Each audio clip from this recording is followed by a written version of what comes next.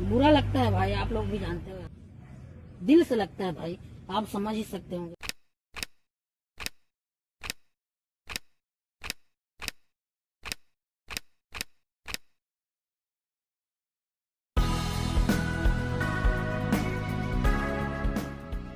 Possibility है कि इस साल या अगले साल यूएई आपको दे सकता है एफएटीएफ की ग्रे लिस्ट में। और अभी के लिए आप अगर देखो तो ये सब देश आपको मिलेंगे इन द ग्रे लिस्ट।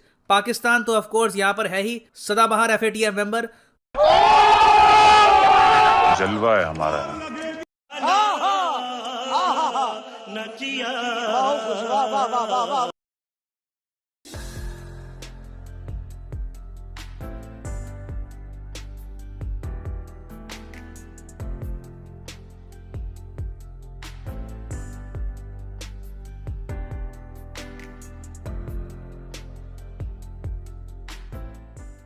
आपने सबसे पहले घबराना नहीं है। चल झूठा। कितने शानदार विचार रखते हैं जी, और कुछ लोग मनोरंजन भी करवाते हैं।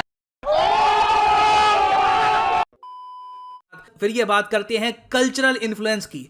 अब टर्की का पाकिस्तान पे क्या है बहुत बड़ा कल्चरल इन्फ्लुएंस। कल्चरली पाकिस्तानी बहुत ज्यादा कनेक्टेड फील करते हैं टर्की से। रीजन वही लोग जानते हैं। एक सेकंड,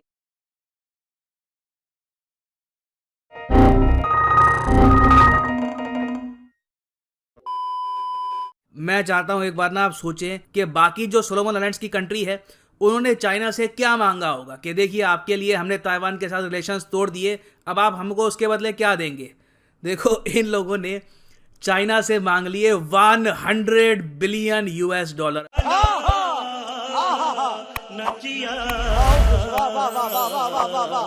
बिलियन यूएस डॉलर। अब यहां पे आप कहोगे नहीं सर मिलियन होगा, बिलियन थोड़ी ना मान लेंगे। इतने तो पाकिस्तान को भी नहीं मिल रहे सीपैक के लिए।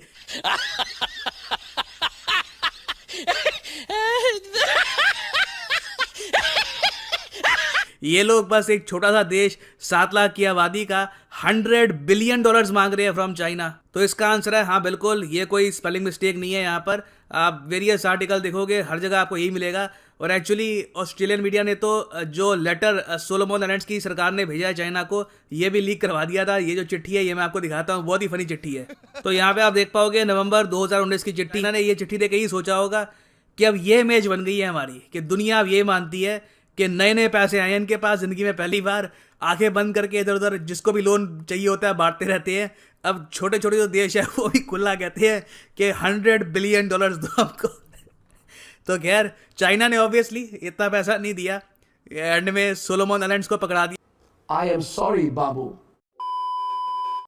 आज से कई साल पहले 2012 में पाकिस्तान ने बहुत ही बहादुरी का काम किया जो इंडिया भी अभी तक नहीं कर पाया है। इन लोगों ने एक फ्री ट्रेड एग्रीमेंट साइन कर लिया दुनिया के सबसे बड़े एक्सपोर्टर चाइना के साथ।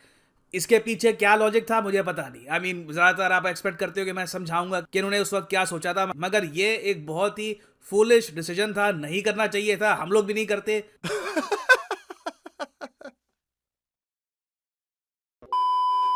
कि पाकिस्तान चाइना का जो ट्रेड है ये रिकॉर्ड लेवल पर बढ़ा है, बहुत ही तेजी से इंक्रीज किया है। मगर मुझे बहुत ही फनी लगता है जब भी चाइना का सरकारी मीडिया इस पर एक आर्टिकल पब्लिश करता है। ऑलमोस्ट हर 2-3 साल में एक आर्टिकल आ जाता है कि नया रिकॉर्ड हमने छू लिया है पाकिस्तान चाइना ट्रेड में, हमारा ट्रेड अब नए लेवल पर पहुंच चुका है। मगर आप जब नीचे स्क्रॉल करोगे ना तो कुछ नंबर्स ही लिखे होते। आई मीन लिटरली पूरे आप आर्टिकल में देखोगे आप।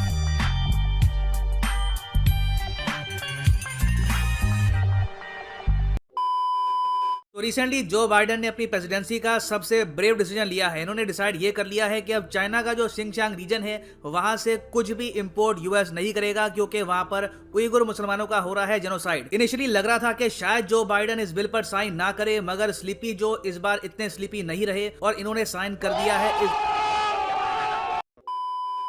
अब रिसेंटली आपको बताओगा वर्ल्ड जस्टिस प्रोजेक्ट के under rule of law index आया था। इसमें बेसिकली ये बताया गया कि किस देश में कानून को लेकर लोग अवेयर हैं, लोग कानून की सुनते हैं, कानून का पालन कितना करते हैं।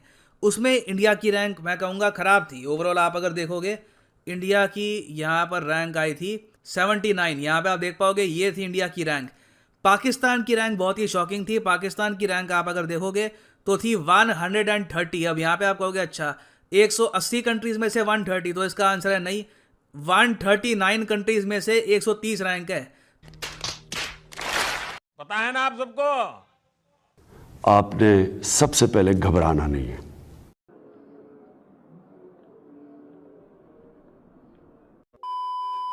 पाकिस्तान ने बाय द वे जो IMF का पैकेज है ये एक्सेप्ट कर लिया था कुछ साल पहले, और उसके बाद IMF ने पाकिस्तान के सामने ये शर्तें रखी है कि आप लोग हमारे हिसाब से अपनी इकोनॉमिक पॉलिसीज बनाएंगे। पाकिस्तान आप कह लीजिए कहने को आज़ाद है, मगर पॉलिसीज के हिसाब से ये एक इकोनॉमिक कॉलोनी ही है, जहां पर चाइना, IMF जो एक्सटर्नल यहाँ पर पावर्स हैं ये डिसाइड करती है कि सरकार बेसिकली पैसा कहाँ पे खर्चेगी, कैसे खर्चेगी।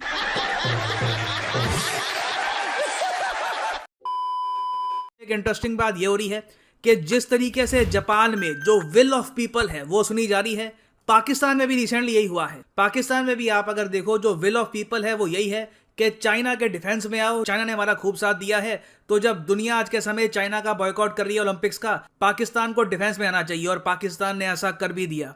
इनकी सरकार ने ऑफिशियली US समेत सब कंट्रीज की आलोचना करी है और ये कहा है कि डिप्लोमेटिक बॉयकॉट जो है ओलंपिक्स का ये गलत है। मैं ये कहूंगा कि पाकिस्तान की सरकार ने स्पाइन दिखाई है। रुको जरा, सब्र करो। ये हालांकि मुझे ये भी ऐड करना पड़ेगा कि जो देश जरा स्पाइन दिखाता है उसकी स्पाइन टूटने का भी डर रहता है।